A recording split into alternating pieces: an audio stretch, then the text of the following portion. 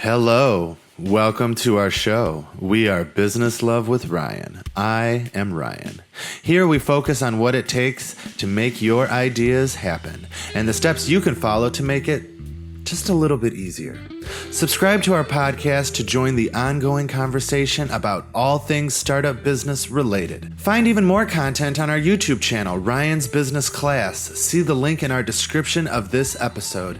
So glad to have you here. Maybe we can learn something together. Enjoy.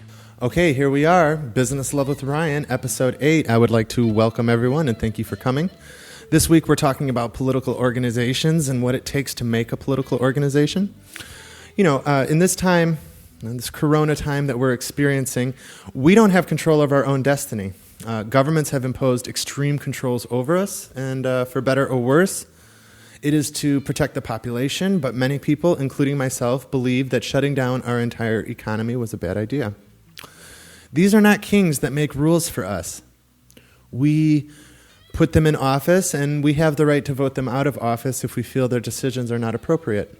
Anyone would like to have more say over who these people are. Anyone would like to make the rules for themselves. I think business people need to understand how they can affect the policies that matter to them. If we believe we can use business principles to build our reality, then we should include political influence as well. Let's build political influence. In this episode, we will discuss building a political organization. This could include think tanks, political analytics firms, political campaign consulting groups, or even making your own political party. In this podcast, we want to focus on where the power really is transacted for business people, and that is lobbying firms. You can make a lobbying firm, or you can approach a lobbying firm. Or to carry the point further, you can approach the party directly, but I think you'll have a hard time getting the attention that you're hoping. Or you can make your own party. A lobbying firm is a wonderful organization, though, and it's wonderful to be part of. Fancy dinners, late-night cocktail parties are standard business fare. All tax-deductible. And if you want my opinion, having a business that provides such a leisure experience on a tax-deductible basis is reason enough to get involved. Not to mention influential contacts. The old-school veterans of the lobbying industry, they really do wield real power. They know how to pick up the phone and get things done. Many people owe them favors that they can call in. They handle the money and they dictate the terms. Who's to say they can't throw in a few policy sweeteners for themselves that pay dividends over their entire career? You know, maybe they're lobbying for the energy industry, but maybe with some of that money, they want to include a little detail about the lobbying in Washington, you know, solidifying their position in the industry. Lobbying, by many accounts, is legalized corruption honed into an art form. But also the will of organizations that run our country. An economy is just organizations working together, and they should have a voice because they know what's best for themselves. And we depend on them to provide our lives and administer our lives to us. Money in our economy should have a voice. It's the only way to make it grow properly. So now I want to go into some news.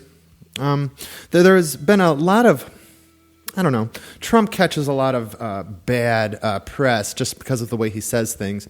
I think sometimes he says it on purpose just to get a reaction from the press. It builds his, the amount of attention he gets. But he's been promoting hydroxychloroquine for several weeks now as a sort of an anecdotal, or based on an anecdotal basis about patients who have taken it and seem to have benefited from it. Now there's articles that talk about how hydroxychloroquine could actually cause heart problems. But if a patient is on their deathbed with coronavirus, maybe that should be a secondary consideration.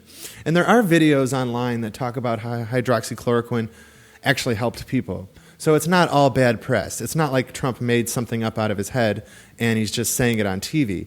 But the accusation recently, and this recent week, has been that Trump somehow has a financial interest in hydroxychloroquine, and that's why he's promoting it on TV. That would be corruption. That would be using the pulpit of the president to promote your own business interest on the back of a dishonest representation. But I really don't think that's what's happening because you can find firsthand accounts by patients who said it worked. Is it dangerous? Possibly. Should it be used? I'm not here to say. But I just want to draw attention to how the media frames things in order to try to bias the public against a certain politician. Whether or not you agree with that politician, someday that same power could be wielded against you. And I guess you could say this is where understanding lobbying or understanding the lobbying process can really benefit you. So I want to take a minute before we go into Tech Tuesday just to say that we are discussing how to make a political environment, and in Tech Tuesday we're going to talk about tech as a political weapon. So we'll be right back.